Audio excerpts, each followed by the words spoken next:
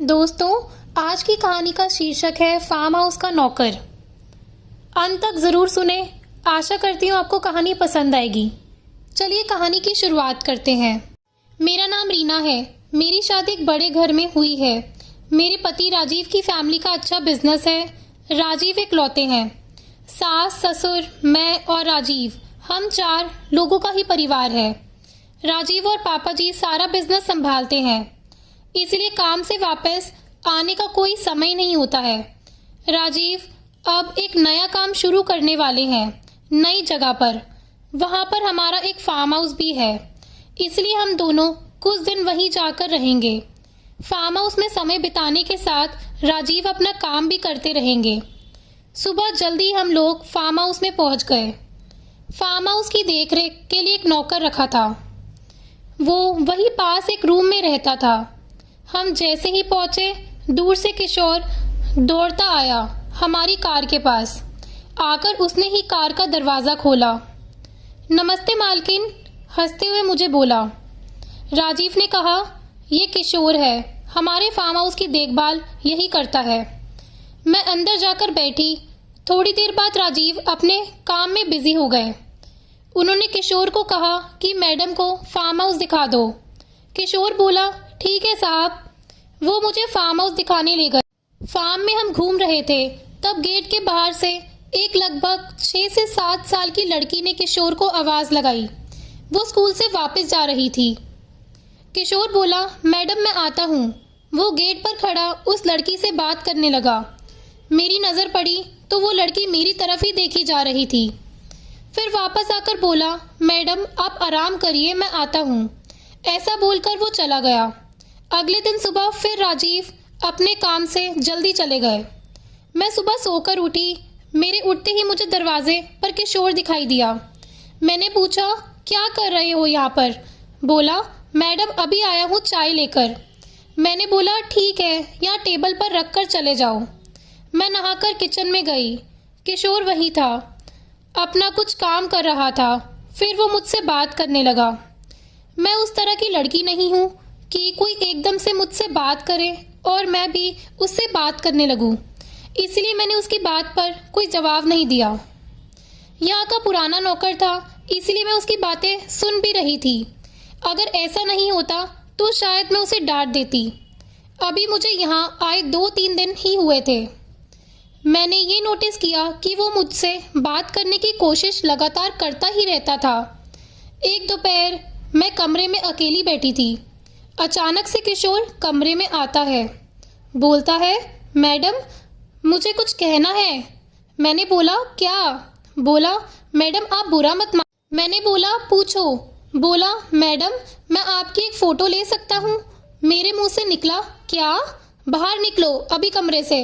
किशोर बोला, मैडम आप गलत समझ रही हैं, मेरी बात तो सुनिए। मुझे पता नहीं क्यों गुस्सा आ गया। मैंने बोला, बाहर निकलो या अभी तुम्हारे साहब को फ़ोन करूं। इतना बड़ा घर और मेरे लिए तो अनजान ही था, ऊपर से वो इस तरह की बातें कर रहा था। मुझे कुछ अजीब लगा। मैंने सोचा शाम को राजीव आएंगे तो सबसे पहले इसकी छुट्टी करवाऊंगी। शाम को राजीव आए तो मैंने उनको सब बताया। राजीव मानने को तैयार ही नहीं थे। बोले, ये कई सालों से है, उसकी एक बच्ची भी है, तुम कुछ गलत समझ रही हो। उसकी बच्ची के बारे में मुझे पता नहीं था। मैंने बोला, कई सालों से यहाँ कोई लड़की भी नहीं आई थी। राजीव ने बोला, रुको अभी बुलाकर बात करते हैं। राजीव ने किशोर को आवाज़ लगाई। किशोर आया तो राजीव ने बोला, क्या हुआ किशोर, तुम्हारी मैडम कुछ कंप्लेन कर रही है। साहब मैंने सिर्फ फ़ोटो लेने को कहा था। राजीव ने पूछा, क्यों चाहिए तुम्हें फ़ोटो? किशोर बोला, साहब आप तो जानते हैं मेरी 7 साल की एक बच्ची है। उसकी माँ उसके पैदा होते ही चल बसी थी और जब वो 2 साल की हुई तब हमारे घर में आग लग गई।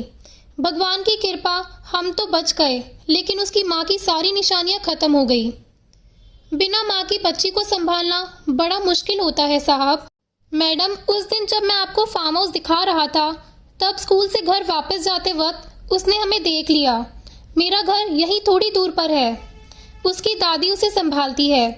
हमेशा मुझसे पूछती रहती है कि पापा मेरी माँ कैसी दिखती थी, कैसी चलती थी, कैसी बातें करती थी।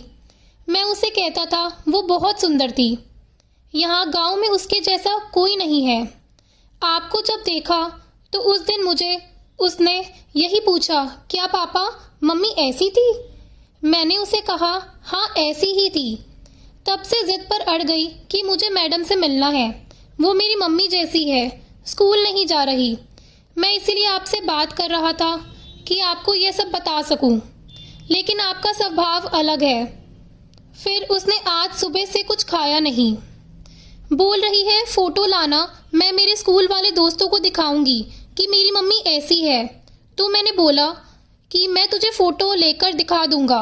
वो बोली पक्का से लाना। इतना कहकर किशोर फूट फूट कर रोने लगा। रोते हुए ही बोला, बच्ची है मैडम, उसका नसीब ही ऐसा है। पैदा होते ही माँ मर गई और बाप मुझ जैसा मिला। मैडम, हम साहब से कुछ भी बोल देते थे। साहब का कभी मुझे डर नहीं था। यही आदत मुझे पड़ गई और मैंने आपको भी अपना समझकर बोल दिया। आप मुझे बताने देती तो मैं आपको भी बता देता। किशोर की बातें सुनकर मुझे अपने आप पर गुस्सा आया। राजीव ने किशोर को चुप कराया और कहा कि बच्ची को वहाँ क्यों रखते हो? उसे यहीं रखो, इतना बड़ा फार्म हाउस है। कल बच्ची को लेकर आओ। सुबह वो बच्ची को लेकर आया। बच्ची को दूर से ही मुझे दिखा रहा था, शायद अब भी झिझक रहा था। मैं खुद बच्ची के पास गई। बोला, अरे हम यहाँ 4 दिन से हैं और आप अब आ रही हैं? मेरे ऐसे कहने पर बच्ची के चेहरे पर जो मुस्कान आई वो अनमोल थी। वो मुझसे लिपट गई। जब तक मैं वहाँ रही मैं उसके साथ खेलती और हंसती रही। एक अलग खुशी मिल रही थी। अब वो एक वजह बन गई थी मेरे वहाँ बार बार जाने की। दोस्तों, अगर आपको ये कहानी पसंद आई हो तो प्लीज़ लाइक करना और चैनल को सब्सक्राइब करना। धन्यवाद।